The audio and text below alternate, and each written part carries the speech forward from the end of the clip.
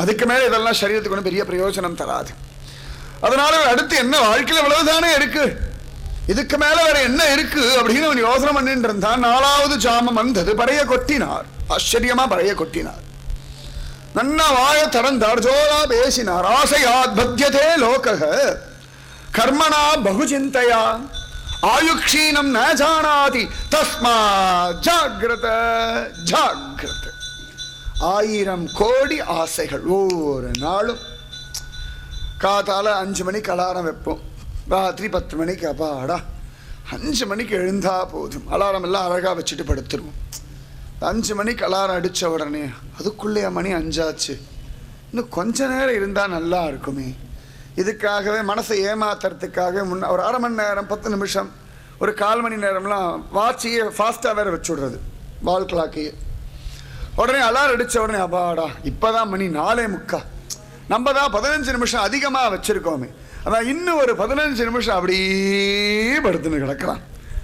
அப்படியே படுத்துன்னு கிடா 5 இதில் 5:15 ஆனால் அப்போ மெல்ல 5, அப்போ 5 மணிக்கு எழுந்தால் அப்படி போதும். ஒரு 15 நிமிஷம் அப்படியே அபாடான்னு படுத்துட்டு இருந்தால் எவ்வளவு சந்தோஷமாக இருக்குது. அந்த 15 நிமிஷம் முன்னாடி எழுந்துக்கணும்னா என்ன பண்ண போகிறோம். சமயத்தில் ஸ்திரீகள்லாம் சொல்லுவா, ஆமாம் மணி 5 ஆயிரத்து அலாரம் அடிச்சாச்சு எழுதுறேன். இல்லை 15 நிமிஷம் ஜாஸ்தியாக தான் வச்சுருக்கேன், அதனால் ஒன்றும் கஷ்டம் இல்லை, ஒன்றும் வேலை கிடையாது. 15 நிமிஷம்னால ஒன்றும் எனக்கு பெரிய நஷ்டமாகிட போகிறதில்ல. அதனால் ஒரு 15 நிமிஷம் கழிச்சா எழுந்தா போதும். இந்த 15 நிமிஷம் பகவானை நாம ஜபம் பண்ணி தியானம் பண்ணலான்னு தோணலையே. திரும்ப திரும்ப திரும்ப வாழ்க்கையில் சரீரத்துடையதான காரியங்களுக்கு தானே முக்கியத்துவமே தரும். அதுக்கு மேலே வேறு எந்த விஷயத்துக்கு முக்கியத்துவம் தரும்? திரும்ப திரும்ப திரும்ப சரீரம்தான்.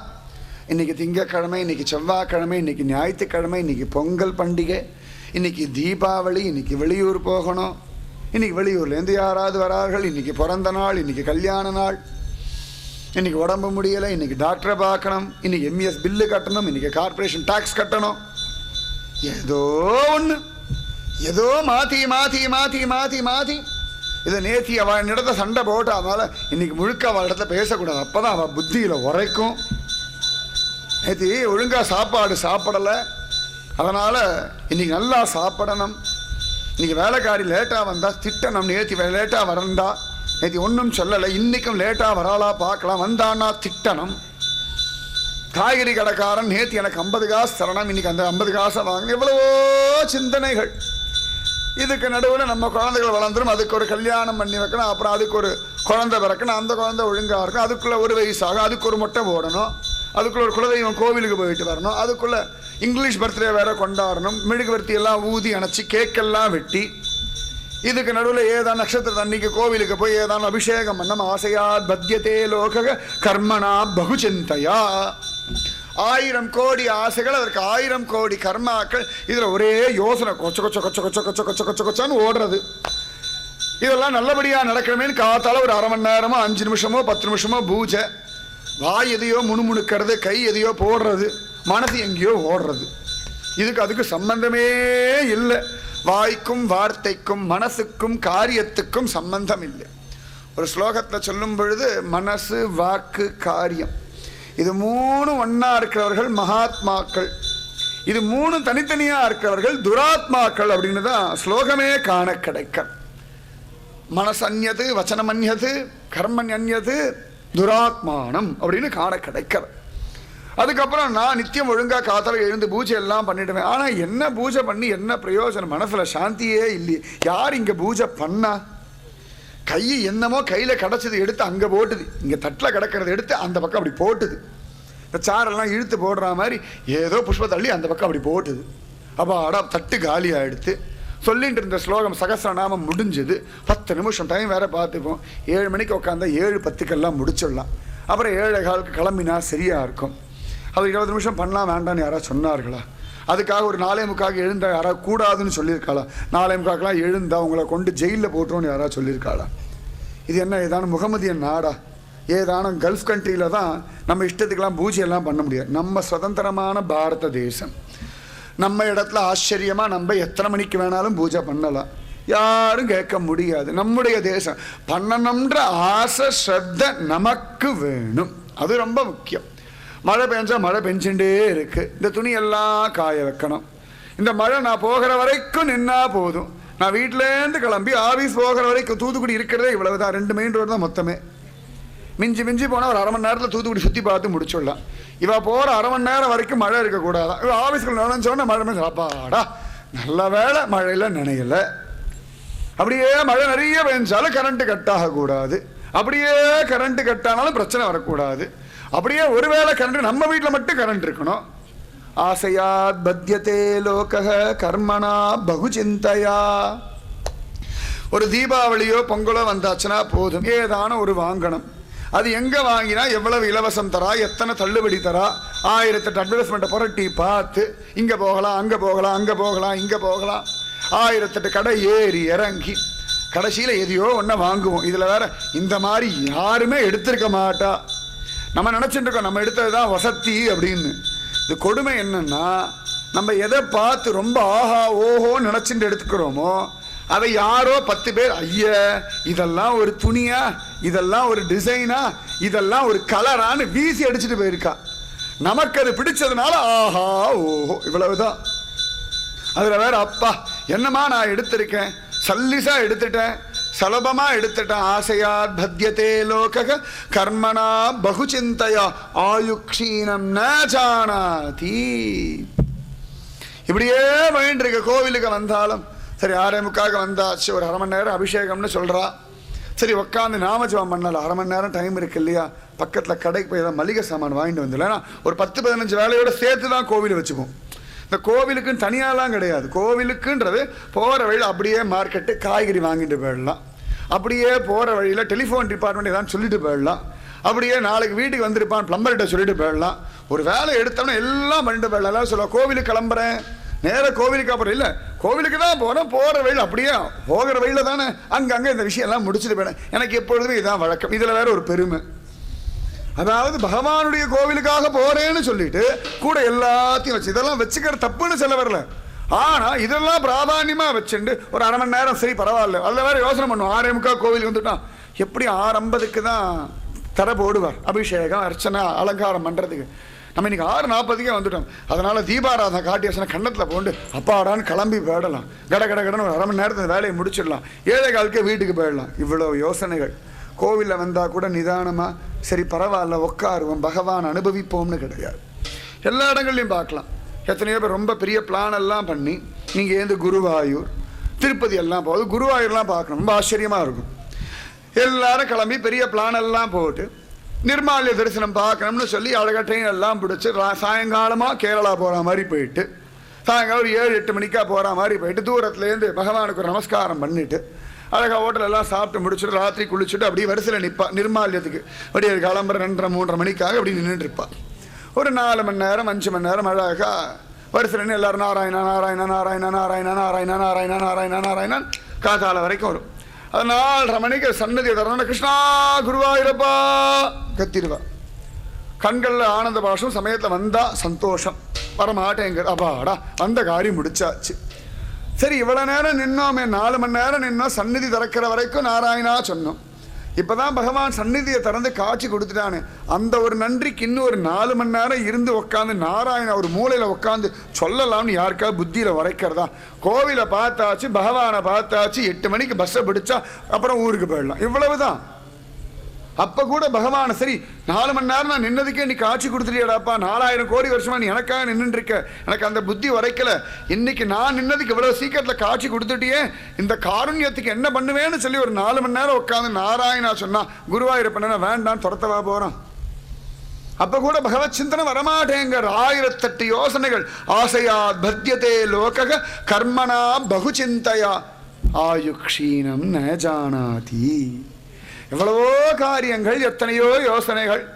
குழந்தை பிறந்த உடனே நல்லபடியாக வளர்க்கணும், அதுக்கப்புறம் இந்த ஸ்கூலில் சேர்த்துடணும், அது ஸ்கூலில் ஃபஸ்ட்டு வரணும், அதுக்கப்புறம் இன்ஜினியரிங் போகணும், டாக்டர் ஏதாவது படிக்கணும், படித்து முடிக்கிறதுக்குள்ள ஒரு வேலை கிடச்சிடணும், அது வேலையும் நல்லதாக இருக்கணும், அதுக்கப்புறம் அதுக்கு ஒரு கல்யாணம் பண்ணணும். இப்படியே யோசனைகள் யோசனைகள் யோசனைகள் யோசனைகள். இதில் ஒன்றே ஒன்று சத்தியமாக நடந்துட்டுருக்கு, ஆயுசு குறைஞ்சுன்னு இருக்கு. நீ எத்தனை வேணால் யோசனை பண்ணுங்கோ, எங்கே உக்காந்து வேணால் யோசனை பண்ணுங்கோ, ஆயுஸ் என்னமோ நாளுக்கு நாள் நிமிஷத்துக்கு நிமிஷம் குறையிறது. நமக்கு ஒரு நாள் தான் தெரிகிறது, இன்னைக்கு பிறந்த நாள் அன்னைக்கு மட்டும்தான் தெரிகிறது. 50 வயசு ஆகிடுத்து, 20 வயசு ஆயாச்சு, 30 வயசு ஆகிடுத்துன்னு.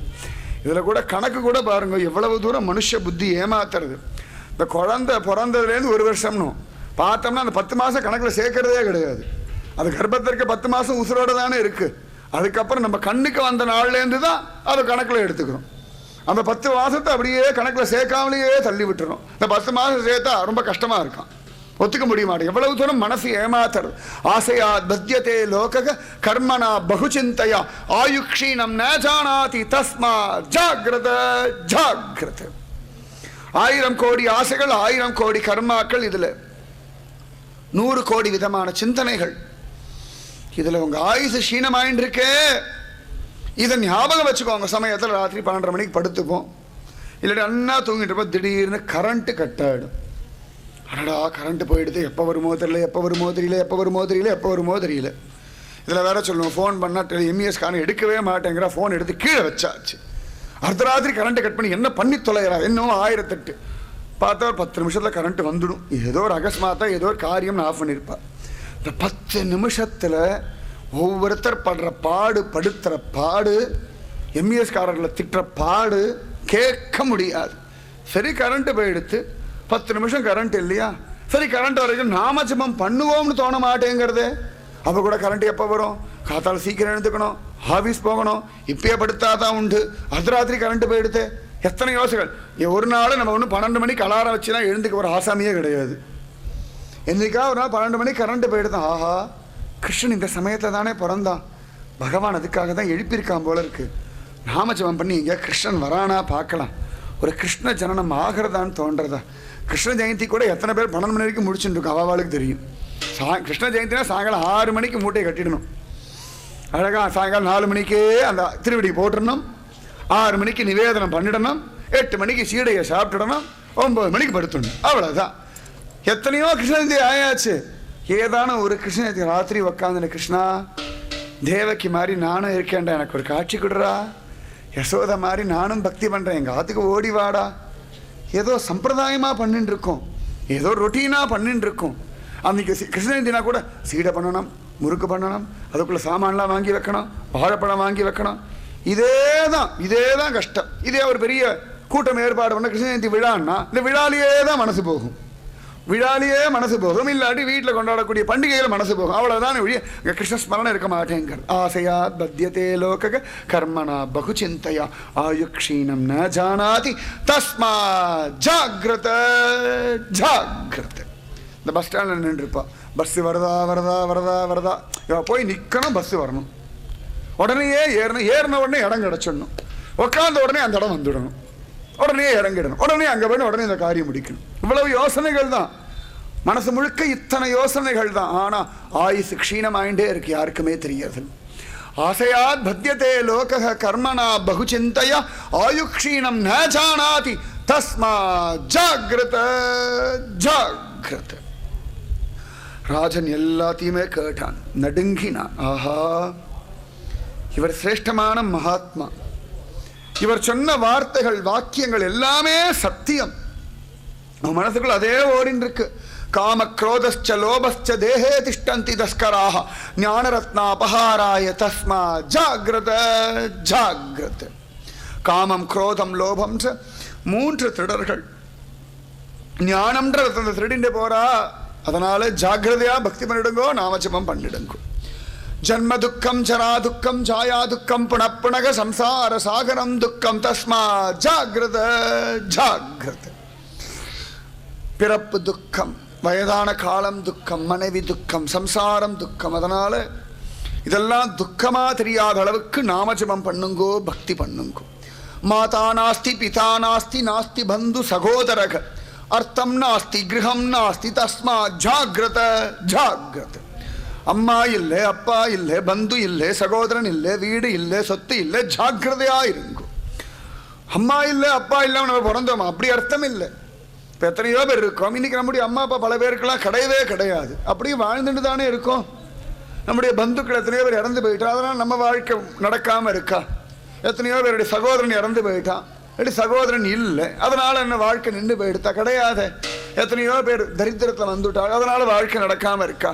எத்தனையோ பேருக்கு வீடே கிடையாது, பிளாட்ஃபார்மில் தான் படுத்துட்டு இருக்கா, அவள் வாழலையா? அதனால் இதெல்லாம் சாஸ்வதம் இல்லை. மாதா நாஸ்தி, பிதா நாஸ்தி, நாஸ்தி பந்து சகோதரக, அர்த்தம் நாஸ்தி, கிரகம் நாஸ்தி, தஸ்மா ஜாகிரத ஜாகிரத. ஆசையாத் பத்யதே லோகः கர்மணா பகுசிந்தய ஆயுக்ஷீணம் ந ஜானாதி தஸ்மா ஜாகிரத ஜாகிரத. 1000 கோடி ஆசைகள், அதற்கு விதவிதமான கர்மாக்கள், அது ஒரே யோசனைகள். இதில் ஆயுசு க்ஷீணமாயின்றிருக்கே, உங்க ஆயுசு பயின்றிருக்கே, தஸ்மா ஜாகிரத ஜாகிரத. ட்ரெயினில் ஏதான ஊருக்கு போவோம், 24 மணி. இங்கே சென்னைக்கு போகிற முத்துநகர் எக்ஸ்பிரஸில் ஏறியாச்சு. சாயங்காலம் அழகாக சுகமாக ஏறி உக்காந்தாச்சு. ஒரு 8 மணிக்கா வண்டி கிளம்புறான்னா அபாடா சாப்பிடுவோம், படுத்துருவோம், இவ்வளவுதான். இல்லாட்டி யாருடைய பேசுவோம். 12 மணி நேரம் சமயத்தில் வண்டி ஏதாவது லேட்டாக போகும்.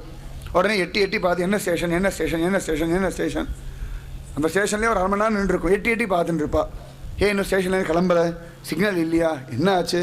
எட்டி பார்த்து நமக்கு தெரியலாம், யாராவது எட்டி பார்த்தா உங்களுக்கு தெரியுமா? சரி வண்டி போகட்டுமே, நாமஜபம் பண்ணலாம். நாமஜபம் பண்ணால் பகவானே வண்டியை நகர்த்துவான்னு தோணலையே. ஆயு க்ஷீணம் ஆயின்றிருக்குன்னு தோணவே மாட்டேங்கிறது, புத்தியில் அது உரைக்கவே மாட்டேங்கிறது.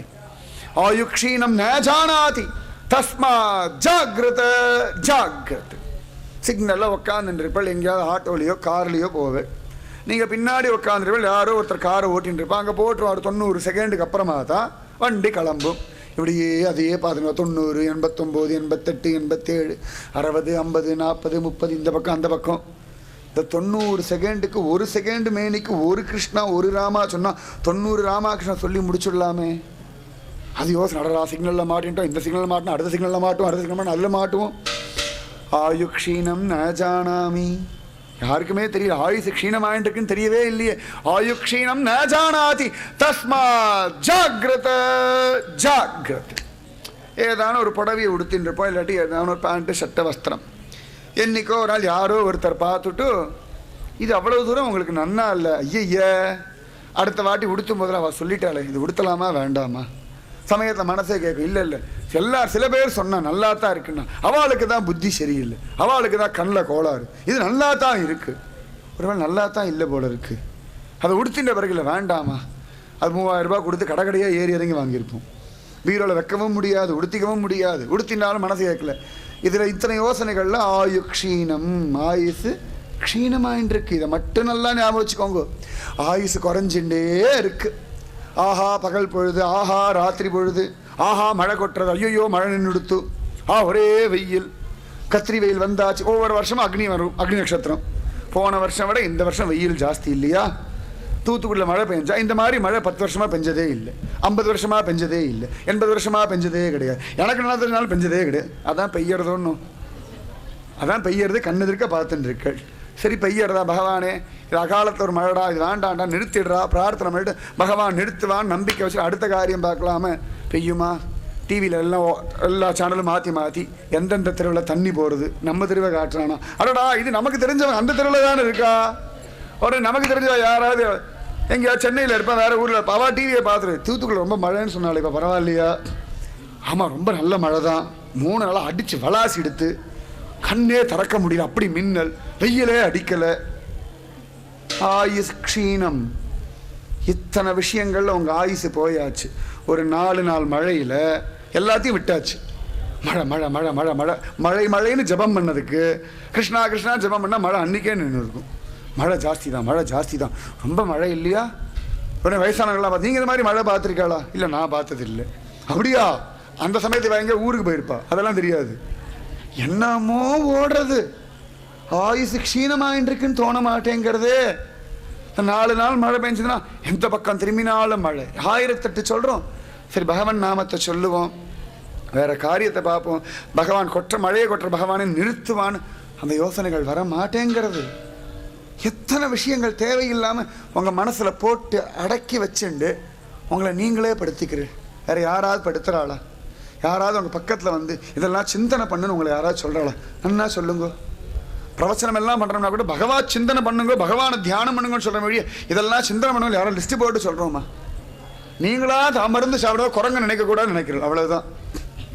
மருந்து மறக்காமல் குரங்க நினைக்கவே கூடாதுன்னு நினச்சிட்டு குரங்க நினச்சிட்டே இருக்கு, அவ்வளவுதான்.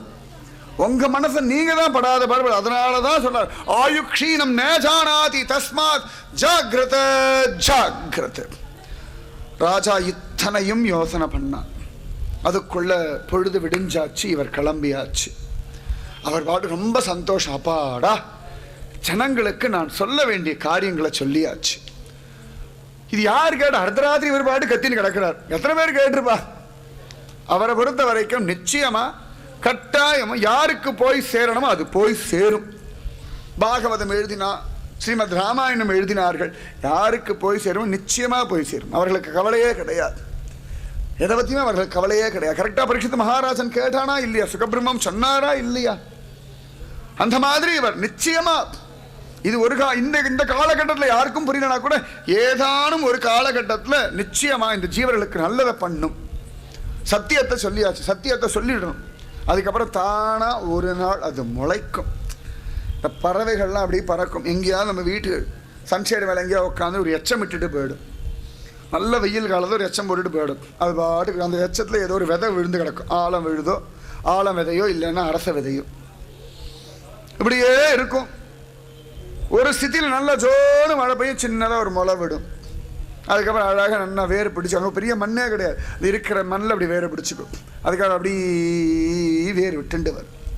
அந்த மாதிரி விதைக்கிறத விதைச்சிட்டோம்னா காலத்தில் அது நிச்சயமாக முளைக்கும், சந்தேகமே வேண்டாம். அந்த மாதிரி அவர் விதைச்சுட்டார். நிம்மதியாக கிரகத்துக்கு போனார். அந்த பறையை கழட்டி வச்சார். அப்படியே பகவானை தியானம் பண்ணி உட்கார்ந்துட்டார். இந்த ராஜா அரண்மனைக்கு திரும்ப போனான். இதே யோசனை. காமத்தை விடணும், குரோதத்தை விடணும், லோபத்தை விடணும், பக்தி பண்ணணும், நாமஜபம் பண்ணணும். எதுவும் சாஸ்வதம் இல்லை, பகவான் சாஸ்வதம். ஆயுசு க்ஷீணமாயின்னு இருக்கு. அதனால அந்த ஆயுசு முடியறதுக்கு முன்னாடி பகவானை சம்பாதிச்சு வச்சுக்கொள்ளணும். அப்போதைக்கு இப்போதே வல்லபதேவன் ராஜனுக்கு ஒரு பிராமணனை தான் சொல்றான், ராத்திரி நல்லா தூங்கணும்னா பகல் பொழுது ஓடி ஆடி வேலை பண்ணணும். மழை காலத்தில் நிம்மதியாக இருக்கணும்னா மற்ற காலங்களில் நல்லபடியாக வேலை பண்ணிடணும்.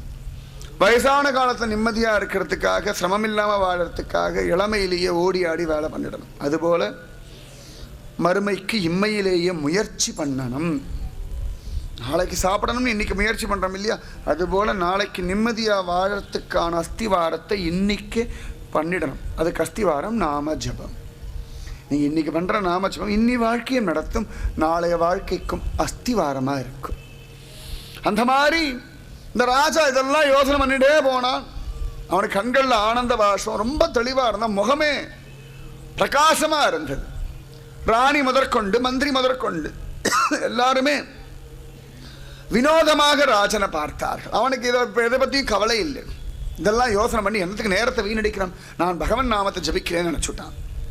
போனால் அழகாக குளிச்சான், வஸ்திரங்கள் எல்லாம் மாற்றினான். இது உள்ளுக்குள்ள இதையே ஓடின்னு இருக்கு. அப்போ திடீர்னு புத்தியில் ஒரு யோசனை வந்தது. ஆஹா, இத்தனை விஷயங்களையும் சொன்ன மகாத்மாவை இவள் ஊமை செவிடன் முட்டாள் அப்படின்னு நினச்சிட்டு இருந்தோம். தப்பு.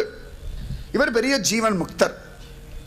இவரை நம்முடைய அரண்மனையில் கூப்பிட்டு மரியாதை பண்ணணும். இனிமேல் நம்ம அரண்மனையிலே அவரை வச்சுக்கணும். அவரை சத்குருவாக நம்ம வச்சுண்டு இனிமேல் அவரிடத்துல நிறைய தத்துவார்த்தங்கள் எல்லாம் கேட்டு அதன்படி நடக்கணும் அப்படின்னு முடிவு பண்ணிட்டான்.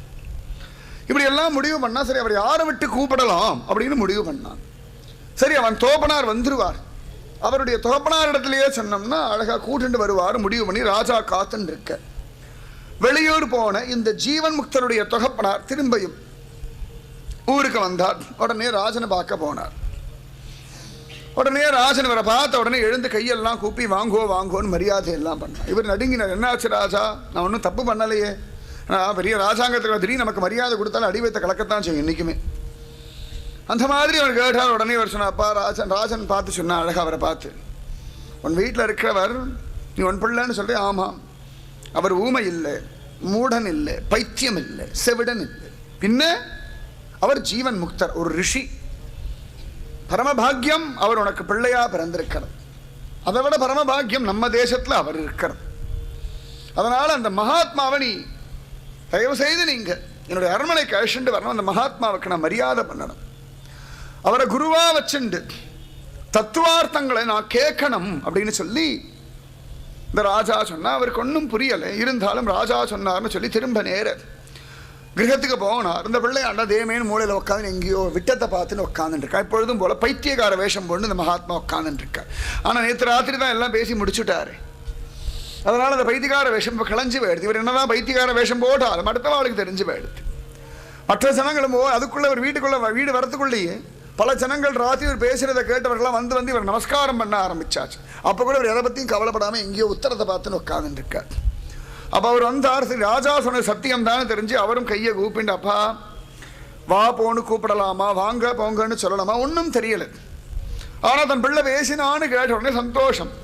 தன் பிள்ளை ரிஷி ஞானி அப்படின்னு உடனே அவ்வளவு ஆனந்தம். பைத்தியக்காரன் மூடன் என்னமோலாம் உலகம் பேசிட்டு இருந்தது, என் பிள்ளைக்கும் லோகத்தில் பெருமை வந்துடுதே அப்படின்னு அவருக்கு சந்தோஷம்.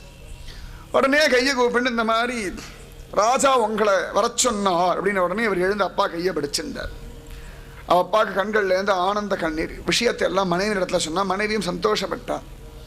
இந்த மாதிரி வாங்கோ போங்கோன்னா சொல்ல வேண்டாம், நான் எப்பொழுதும் போல உங்களுடைய பிள்ளை தான் அப்படின்னு ஜீவன் முக்தர் சொன்னார்.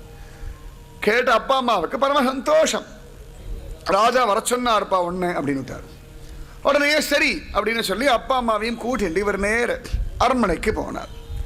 ராஜா அழகா பெரிய ஆளுயர மாலையெல்லாம் போட்டு அவர் நடக்கிற பாதையில் புஷ்பங்கள் எல்லாம் தூவி ஆச்சரியமா மங்கள கீதங்கள் எல்லாம் வழங்க பன்னீரெல்லாம் தெளிச்சு ஜோரா அவரை வரவேற்று அரண்மனைக்குள்ள அழிச்சுட்டு போனார். ஒரு ரத்னமயமான சிம்ஹாசனத்தில் இவரை குருவை உட்கார வச்சான்.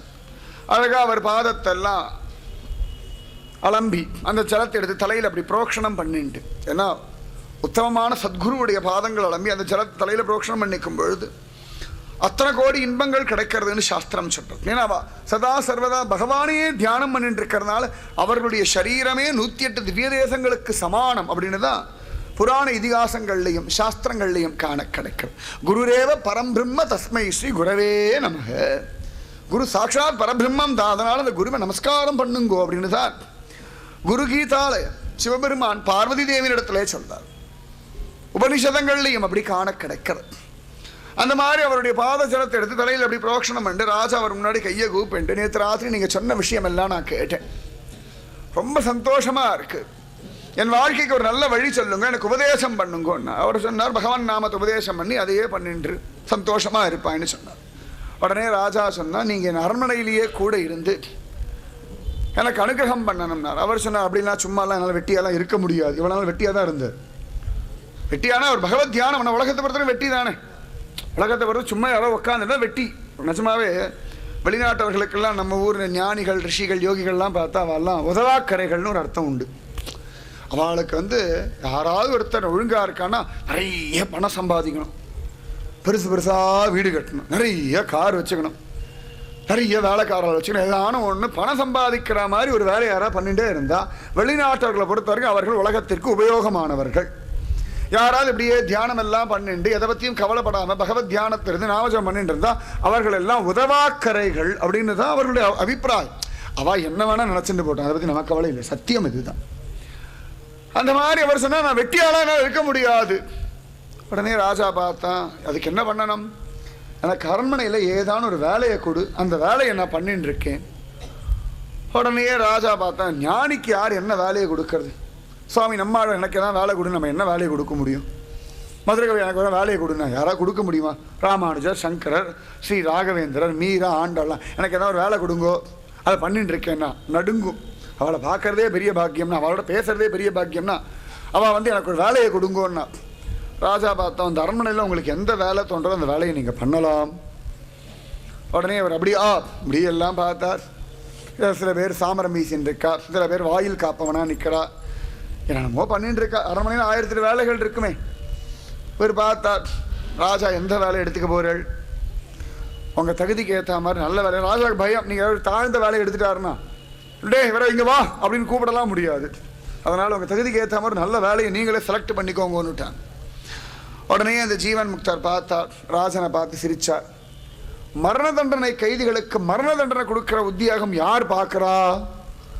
உடனே ராஜா சொன்னால், அதுக்கெல்லாம் ஆள் இருக்கா, எனக்கு அந்த வேலையை கொடு, மரண தண்டனை கைதிகளுடைய தலையை வெற்ற வேலையை எனக்கு கொடுன்னுட்டார். யாரா ஜீவன் முக்தர் மகாத்மா ஞானின்னா அஹிம்சாவாதியாக இருக்கணும், தேமேன்னு இருக்கணும். யாராவது அடித்தாலும் முதுகில் 4 அடி வாங்கின்னு ஈல் சிரிச்சுன்னு போகணும். அப்புறாணியாக இருக்கணும், பைத்தியமாக இருக்கணும், மறந்து யாருக்கும் கஷ்டம் கொடுக்கக்கூடாது. இதுதான் நம்மளை பொறுத்த வரைக்கும் யோகிகளுக்குரிய அடையாளமாக நம்ம வச்சுன்னு இருக்கோம். யாராவது அடித்தாலும் அவளை மிதித்தாலும் கூட அப்படின்னு போயிட்டு இருக்கோம். அப்படிதான் நம்ம அபிப்பிராயம் வச்சுட்டு இருக்கோம் இல்லையா? அந்த மாதிரி ராஜா நடுங்கினான். ஒரு ஞானி, ஒரு ரிஷி, அவர் போய் ஒரு மரண தண்டனை கைதியுடைய தலையை வச்ச வேலையை கேட்கிறாரு. ராஜா பார்த்தான். சரி, ஞானிகள் ஏதான சொன்னான்னா ஏதான கேட்டானா அதில் ஏதோ ஒரு ரகசியம் இருக்கும். பல விஷயங்கள் நம்மளால் புரிந்து கொள்ளவே முடியாது. அவ காரியங்களுக்கும் இதுக்கும் நிறைய வித்தியாசங்கள் இருக்கும். அவர்களுடைய பல விஷயங்கள் பார்த்தா லோகாயுதமான ஜனங்களை விட கேவலமாக இருக்க மாதிரி இருக்கும். ஆனால் அதுக்கு உள்ளார்ந்த அர்த்தம்னு ஒன்று இருக்கும். நம்மால் அதை புரிந்து கொள்ளவே முடியாது. அதற்கெல்லாம் காரணம் சொல்லவே முடியாது. பெரியவர்களுடைய லீலை அப்படி.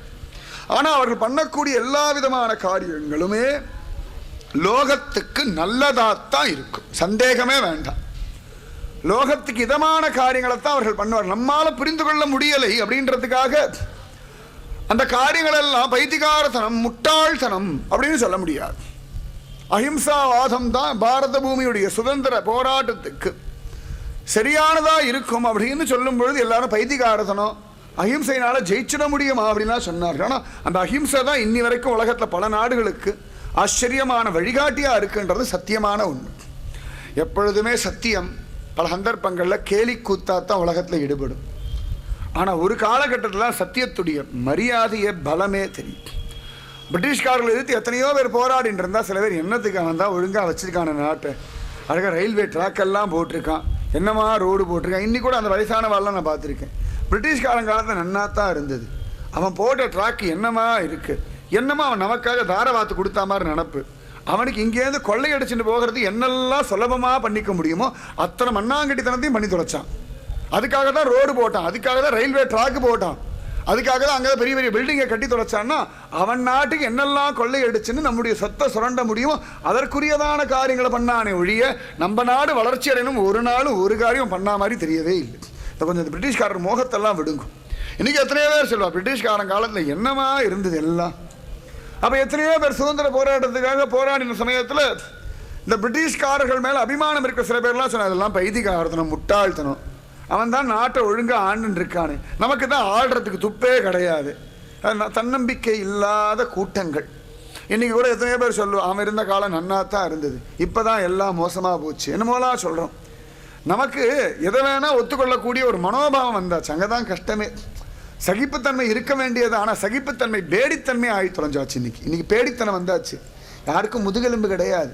என்னமோ தான் வயிறு ரொம்ப ஆச்சா போனால் போதுன்னு ஓடிட்டு கிடக்கிறோமே ஒழிய உலகத்தை பற்றியோ சமுதாயத்தை பற்றியோ பாரத தேசத்தை பற்றியோ என்ன கவலைப்பட்டிருக்கோம்? நித்தியம் காஷ்மீரில் பாம்பு வெடிக்கிறது, யாரோ ஒரு தீவிரவாதி அட்டகாசம் பண்ணுறான், அடடா விஷயம் அவ்வளோதான். அது விஷயமாக படிச்சுட்டு காதால் கேட்டுட்டு இன்றைக்கி 10 பேர் காஷ்மீரில் இறந்தான். இப்போ அது கூட விலை இல்லை. ஆமாம், காஷ்மீர்னா ஏதோ ஒன்று சண்டை சச்சனை நடக்கும், நித்தியம் 10 பேர் செத்து போவா. சில பேர் வேறு சொல்லுவா காஷ்மீரை கொடுத்து தொலை சொல்லாமே, எதுக்கு இவ்வளோ கஷ்டப்படணுமா அப்படின்னு. என்னமோ இவா வீட்டிலேருந்து ஒரு 10 ரூபா எடுத்து கொடுக்குற மாதிரி நினப்பு. இவா எல்லாம் ஒரு 1000 ரூபா 1,00,000 ரூபா கொடுக்கணுமே டெய்லி. காஷ்மீர் தானே கொடுத்துடலாமே, என்னதுக்கு நித்தியம் ஒரு சண்டை. ஏற்கனவே பாரதம் அகண்ட பாரதம் சுருங்கின்னு இருக்கு நம்முடைய அஸ்ரத்தையினால். என்னம்மா காஷ்மீர் இவா வீட்டு கொல்லப்புறத்தில் இருக்கிற ஏதான பரண்ட செடியா இல்லாட்டி முள்ளு செடியா அள்ளி கொடுக்கறதுக்கு? காஷ்மீரம் ஆச்சரியமான ஒரு இடம், சாதாரண இடம்லாம் கிடையாது. சங்கரர், ராமானுஜர், சைத்தன்ய மகாபிரபு முதற்கொண்டு எத்தனையோ மகாத்மாக்கள்லாம் அந்த இடத்துல இருந்து தவம் பண்ணியிருக்கா. இன்றைக்கி தான் காஷ்மீரத்தில் இந்துக்களே கிடையாது. ஒரு காலம் முழுக்க முழுக்க காஷ்மீர் பண்டிட்கள் பெரியதான புத்திசாலிகள். அவ்வளோ நல்ல இடம் காஷ்மீரம். சாரதா பீடம் எல்லாம் அங்கே இருந்ததுன்னு சரித்திரங்களில் காண கிடைக்கிறது. சும்மா சாதாரண காஷ்மீரெல்லாம் கிடையாது. ஏன் விட்டு கொடுக்க மாட்டேங்கிறோம் அப்படின்னா பெரிய ஒரு இடம் காஷ்மீர், இந்தியாவுடைய தலை. அதுக்கு அவ்வளவு தூரம் பலம் உண்டு. குங்குமப்பூலம் அவ்வளவு தூரம் அங்கே தான் விளையாடு. எத்தனையோ பெருமைகள் காஷ்மீரத்துக்கு உண்டு, நமக்கு தெரியலை. நம்ம எங்கே படிக்க வரலாற்றை படித்தா கூட என்னமோ மார்க் வாங்கி தொலைகிறதுக்காக தான் படித்து தொலைகிறது குழந்தைகள். பெற்றவாளும் குழந்தைகள் மார்க் வாங்கினா போதும், அவ்வளோதான். அதுக்கு இந்திய தேசத்தை பற்றி என்ன வரலாறு மண்ணாங்கட்டி தெரிஞ்சு தொலைகிறதுன்னு கேள்வி கேட்கறதும் கிடையாது. அப்படியே கேட்டு தொலைச்சாலும் அப்பா பையன் நல்லபடியாக ஒப்பிச்சுட்டான், அவ்வளவுதான். இவாளும் தெரிஞ்சுக்கிறது இல்லை, குழந்தைகளும் தெரிஞ்சுக்க விடுறது கிடையாது. எத்தனை பேருக்கு இந்திய தேச வரலாறு நல்லா தெரியும்? சத்தியமா தெரியாதுன்னு அவளுக்கு ஹிருதயத்தை நன்னா தெரியும். ஏதோ வாந்தி எடுத்துட்டு போறோம். ஒரு புவியியல் படிச்சா கூட இந்தந்த பாடங்கள் இந்தந்த இடங்கள்ல கனிமங்கள் கிடைக்கிறது, நம்ம ஊர்ல இந்த மாதிரி சொத்துக்கள்லாம் இருக்கு, இந்த மாதிரியான இயற்கை வளங்கள் இருக்கு. எத்தனை பேரை படிச்சிருக்க, எவ்வளவோ பேர் படிச்சிருக்க, எத்தனை பேருக்கு நம்ம தேசத்துல எந்தெந்த மாநிலத்துல எந்தெந்த இடத்துல என்னென்ன கிடைக்கிறதுன்னு லிஸ்ட் போட சொல்ல முடியும். மிஞ்சி மிஞ்சி போனா தமிழ்நாட்டுல நெய்வேலியை சொல்லுவேன். மிஞ்சி மிஞ்சி போனா அது தெரியும். அது அப்பப்போ பிரச்சனை ஆகிறதுனால தெரியும். அதுவும்